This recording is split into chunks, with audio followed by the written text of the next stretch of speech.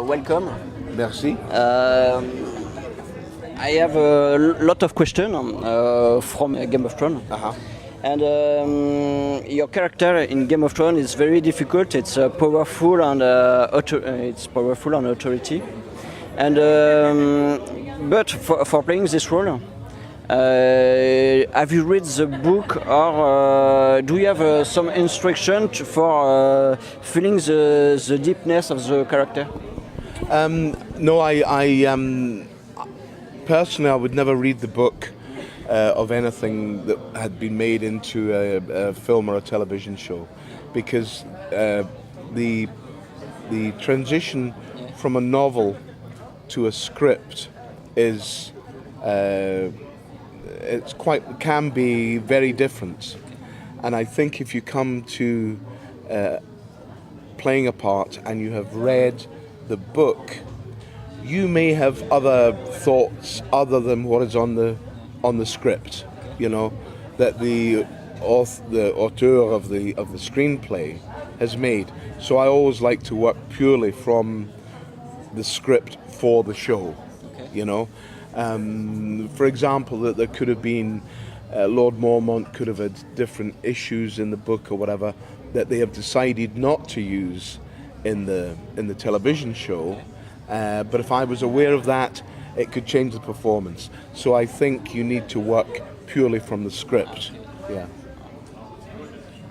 Yeah, I'd like to know, you have a crow on your shoulder. Is it a real crow? Well, no. I think there's an old saying about amongst actors, never work with animals or children. And that's so true, because I've worked with a few animals, and apart from the Chronicles of Narnia, where the kids were fantastic, you know, it can cause real problems, you know. Horses are bad enough, but crows, I think, would have been too much. Yeah, I know, but I would like to know, how did you do? Have you something on your shoulder to... No. Nothing? No. Oh, yeah.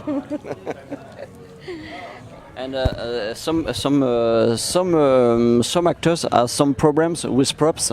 And do you have problems with these props, for example, or when you have your costume?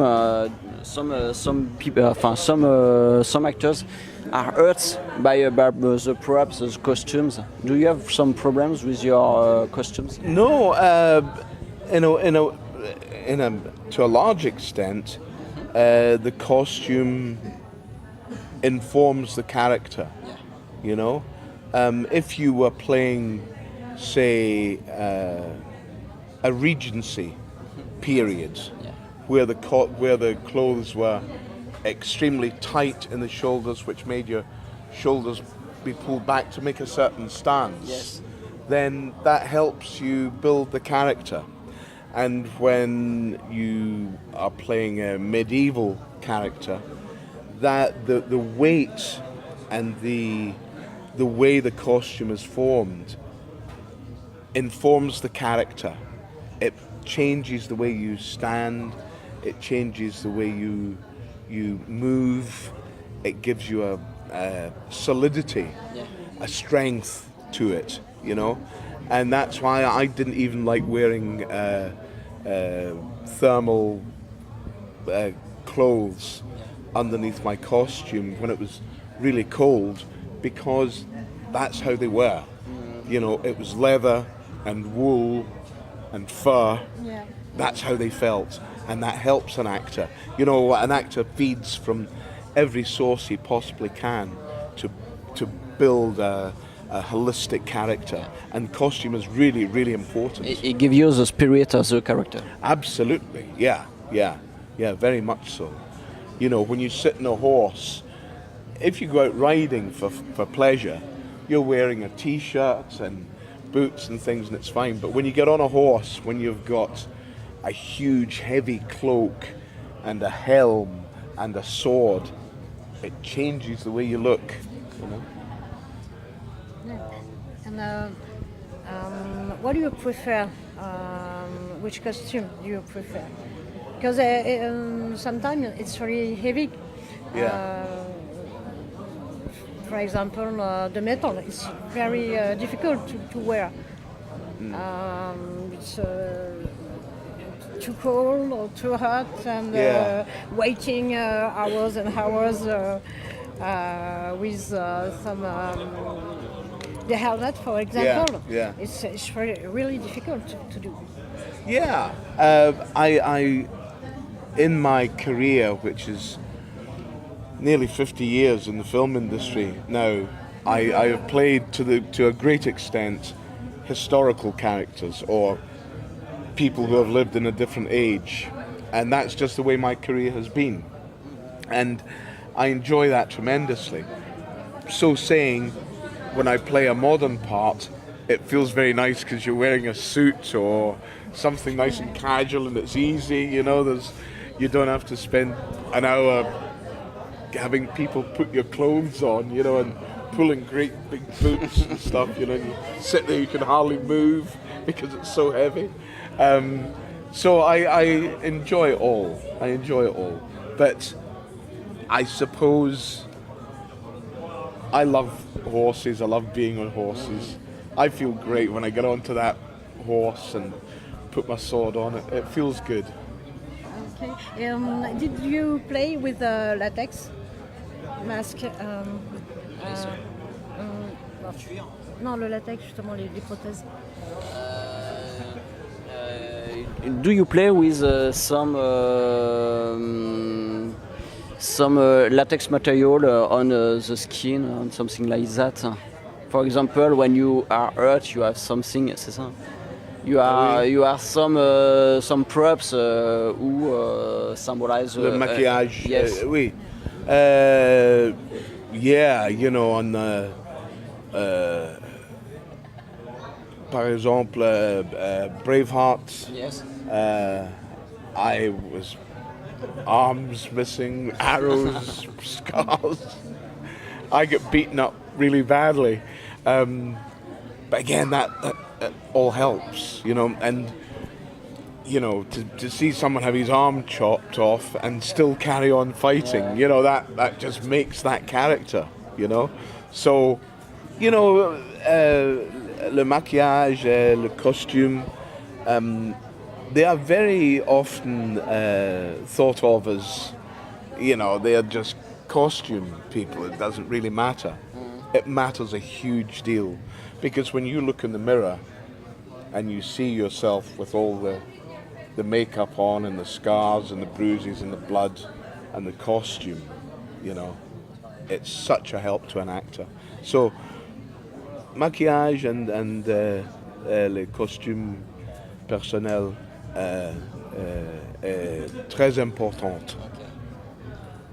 And sometimes, do you feel, or do you say, it's too much, I don't want this arrow here, and something... When Mel Gibson says you get shot in the chest, you say, bien sûr. And in your big career, you are a big filmography, and I think you love this the historical films. I think you like only this, and you want this, or it's not a choice. Huh? Yes, it is a choice to a certain extent. Actors tend to be typecast, as a certain type of actor. So if they're looking for a big old guy who can ride a horse and won't fall over, they sometimes come to me. But I enjoy a variety of parts, and sometimes something which is very different to my usual character, I get a great deal of pleasure from. That's one of the pleasures of acting, is the diversity of different characters that you can play. It's like a child, really. We play act, and it's a privilege to be in a profession where you actually get paid to do that. Do you keep some props from some films, or do you have a collection of something like that? I only have a few. If you remember in the film Braveheart, Mel Gibson, William Wallace, gives a seal to his 4 generals as stewards of Scotland, and it's an enamel brooch, and I still have that, which means a great deal to me. And I still have my helmet from Troy, because it used to make me laugh, because when they made the helmet, it's pointed like that, you see. And when I was riding my horse, because it wasn't made of bronze as it would have been, it was made of a sort of leather, so it was more comfortable. But sometimes when I was riding my horse, it would fall over my eyes. So I was riding, I couldn't see where it was going, and I used to fall off quite often. So I have it in my house, and I look up, and I think of all the times when all the supporting artists were very amused when one of the Trojan generals galloped past, not being able to see where he was going. This time you just think, how did they live with that? Absolutely, yeah. And you know, on Troy, it was interesting because at that period of history, when they were riding, they didn't have any stirrups, and they didn't have particular saddles, you know. So you had to ride bareback with all this armor on, you know. So between the helmet coming down so you couldn't see anything, and the big metal chest plate coming up like that, you had a little view of the world, you know. So it wasn't particularly easy. A lot of thanks for coming. Well, it's been a pleasure to come here. It's been a wonderful couple of days. It's great to come and visit with all the friends that have come to say hello, and I know that we all really appreciate being here and being in France. It's been a great pleasure.